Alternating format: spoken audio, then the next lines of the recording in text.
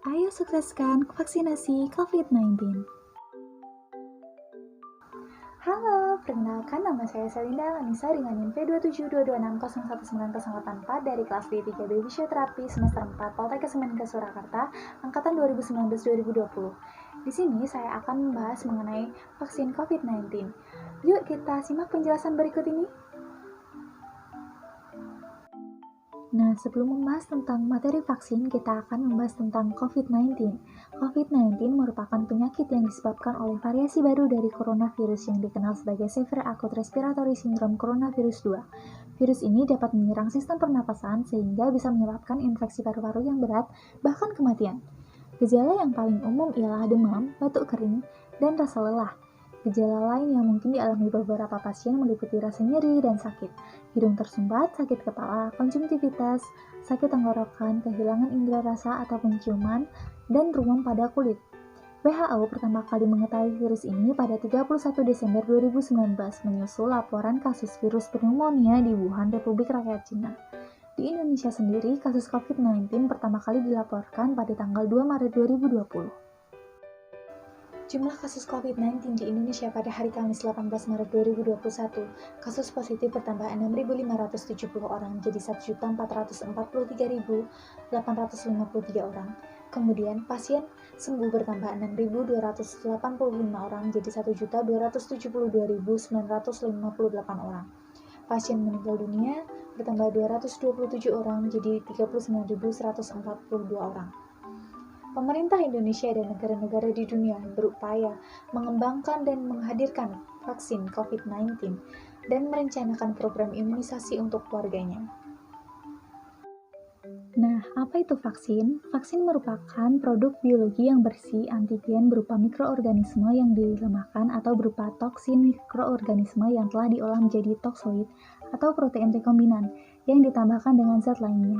Apabila diberikan kepada seseorang, maka akan menimbulkan kekebalan spesifik secara aktif terhadap penyakit tertentu. Berikut ini kita akan membahas mengenai vaksinisasi, imunisasi, dan tujuan dari imunisasi. Vaksinasi merupakan pemberian vaksin kepada seseorang untuk menimbulkan atau meningkatkan kekebalan tubuh secara aktif terhadap suatu penyakit.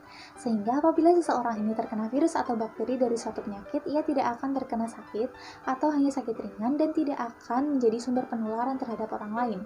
Kemudian, imunisasi merupakan suatu upaya pembentukan kekebalan tubuh seseorang terhadap suatu penyakit, sehingga apabila ia terkena sakit, maka tidak akan terasa sakit atau hanya sakit yang ringan.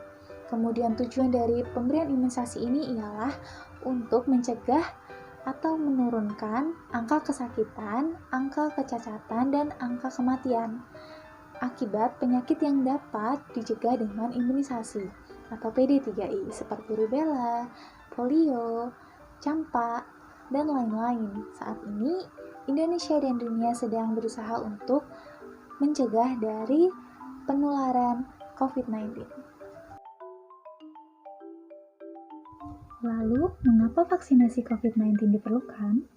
Vaksinasi COVID-19 bertujuan untuk mengurangi penularan, menurunkan angka kesakitan dan kematian, mencapai kekebalan kelompok di masyarakat atau herd immunity, dan melindungi masyarakat dari COVID-19 agar tetap produktif secara sosial dan ekonomi.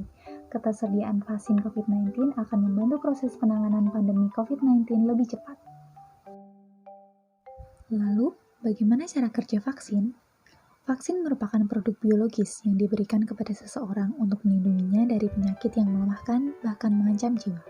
Vaksin akan merangsang sistem kekebalan tubuh untuk melawan infeksi secara efisien dengan mengaktifkan respon tubuh terhadap penyakit tertentu.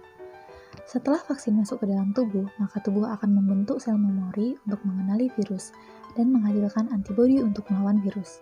Selain itu, tubuh dapat mengingat dan melawan jika terpapar virus yang sama. Perlu diketahui jika masyarakat tidak ada yang diimunisasi, maka persentase penyakit dapat menular ke seluruh masyarakat menjadi lebih besar. Sedangkan, apabila sebagian masyarakat sudah diimunisasi, maka penularan penyakit bisa dihentikan. Hal ini disebut dengan kekebalan kelompok atau herd immunity. Apakah vaksin COVID-19 ini aman? Ya, keamanan dan efektivitas vaksin merupakan prioritas utama. Pengembangan vaksin telah dilakukan melalui tahapan pengembangan yang berlaku internasional yang terdiri dari pertama, tahap praklinik, kedua, tahap klinis yang terdiri dari 3 fase. Fase 1 yaitu uji keamanan dan imunogenisitas, fase kedua memantau keamanan vaksin, potensi munculnya efek samping, respons imun, menentukan dosis optimal, dan jadwal pemberian vaksinasi. Fase ketiga ialah untuk mengetahui besaran daya perlindungan vaksin terhadap infeksi.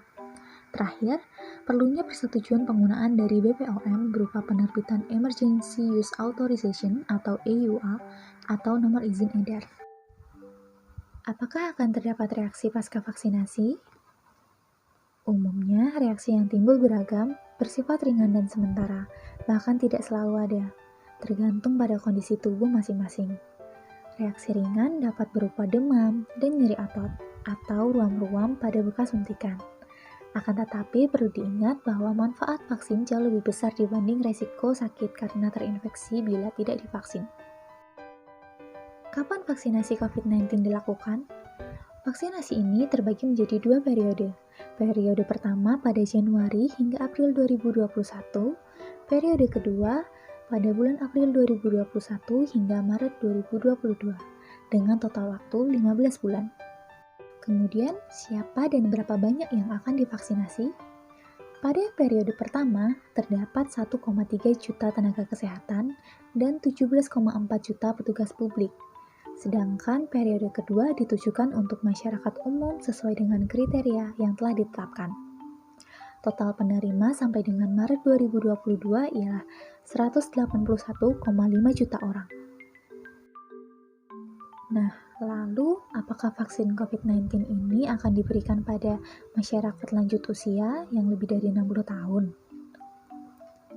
Ya, untuk usia 60 tahun ke atas akan diberikan vaksinasi COVID-19 karena merupakan kelompok usia paling berisiko untuk mengalami keparahan dan kematian bila terinfeksi COVID-19.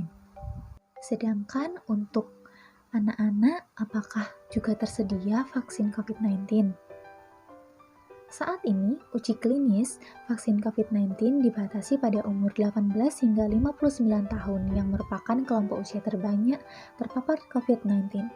Pengembangan vaksin untuk anak-anak masih direncanakan pada beberapa kandidat vaksin yang akan datang. Atasi COVID-19 dengan 3M, memakai masker dengan benar, menjaga jarak dan menjauhi kerumunan, mencuci tangan pakai sabun. Tak lupa, vaksinasi COVID-19 dan 3T, tes, telusur, dan tindak lanjut. Vaksinasi, lindungi diri, lindungi negeri. Sampai jumpa di video selanjutnya. Thanks for watching.